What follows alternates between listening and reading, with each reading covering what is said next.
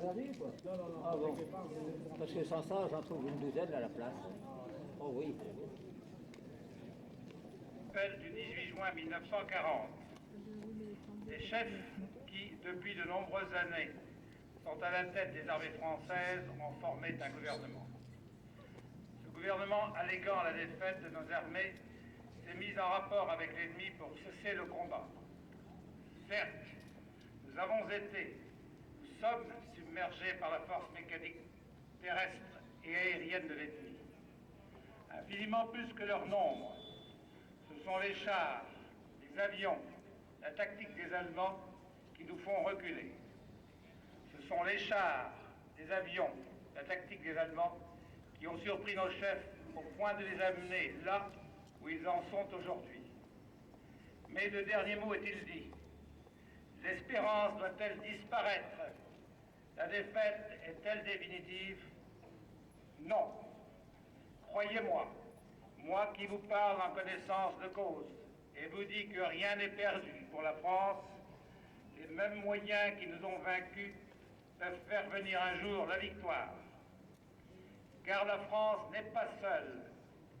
Elle n'est pas seule. Elle n'est pas seule. Elle a un vaste empire derrière elle. Elle peut faire bloc avec l'empire britannique qui tient la mer et continue la lutte. Elle peut, comme l'Angleterre, utiliser sans limite l'immense industrie des États-Unis. Cette guerre n'est pas limitée au territoire malheureux de notre pays. Cette guerre n'est pas tranchée par la bataille de France. Cette guerre est une guerre mondiale. Toutes les fautes, tous les retards, toutes les souffrances n'empêchent pas qu'il y a dans l'univers tous les moyens nécessaires pour écraser un jour nos ennemis. Vous droyez aujourd'hui par la force mécanique. Nous pourrons vaincre dans l'avenir par une force mécanique supérieure. Le destin du monde est là. Moi, général de Gaulle, actuellement à Londres, j'invite les officiers et les soldats français qui se trouvent en territoire britannique ou qui viendraient à s'y trouver, avec leurs armes ou sans leurs armes. J'invite les ingénieurs et les ouvriers spécialistes des industries d'armement qui se trouvent en territoire britannique ou qui viendraient à s'y trouver à se mettre en rapport avec moi.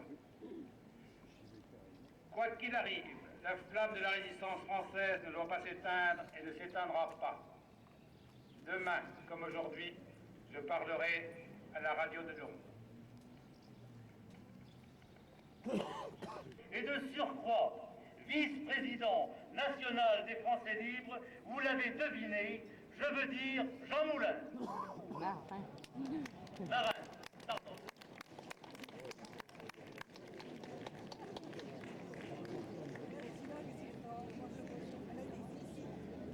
Paroles simples et claires. Rien ne serait plus dans l'avenir comme on avait pu craindre qu'il en serait. Sans doute les périls, l'occupation, les menaces, les séparations demeuraient-elles de cruelles réalités.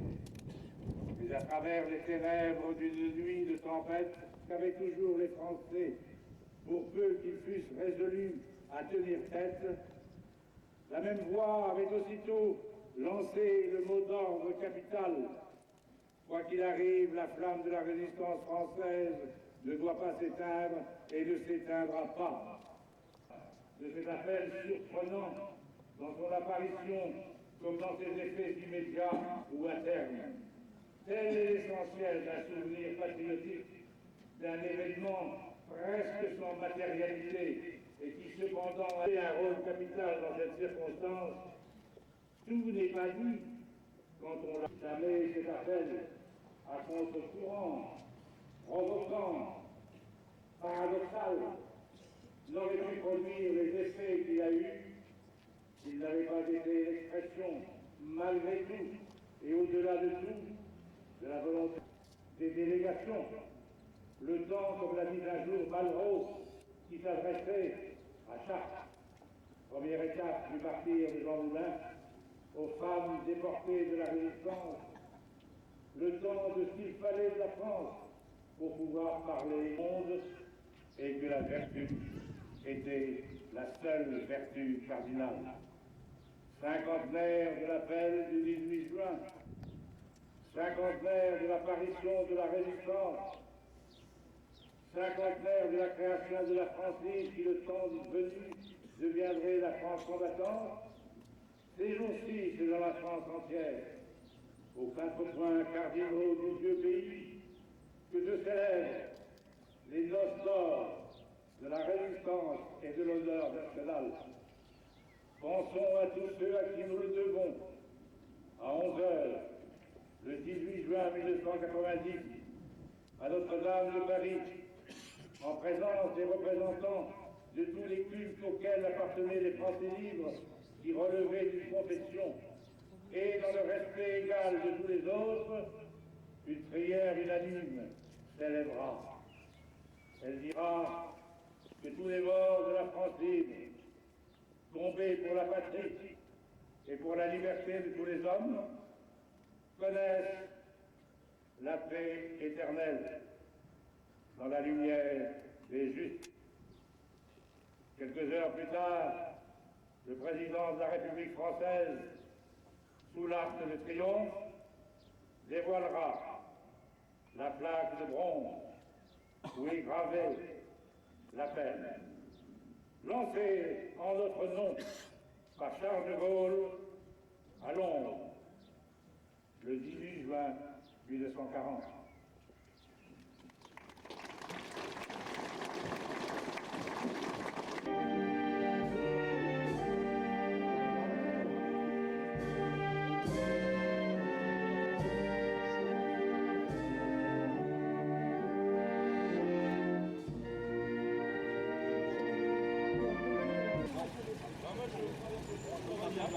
Ouais.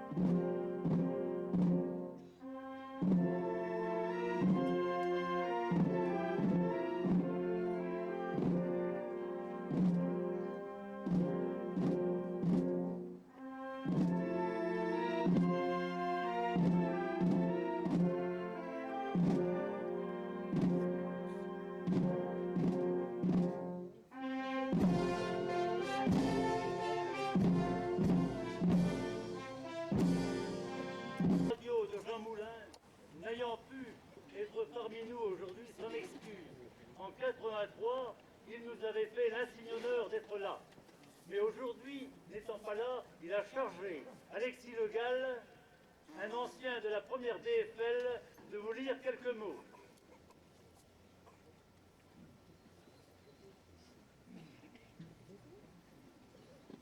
Mon jarret à cette occasion et qui, n'ayant pu venir, me l'a adressé en me disant de vous le lire.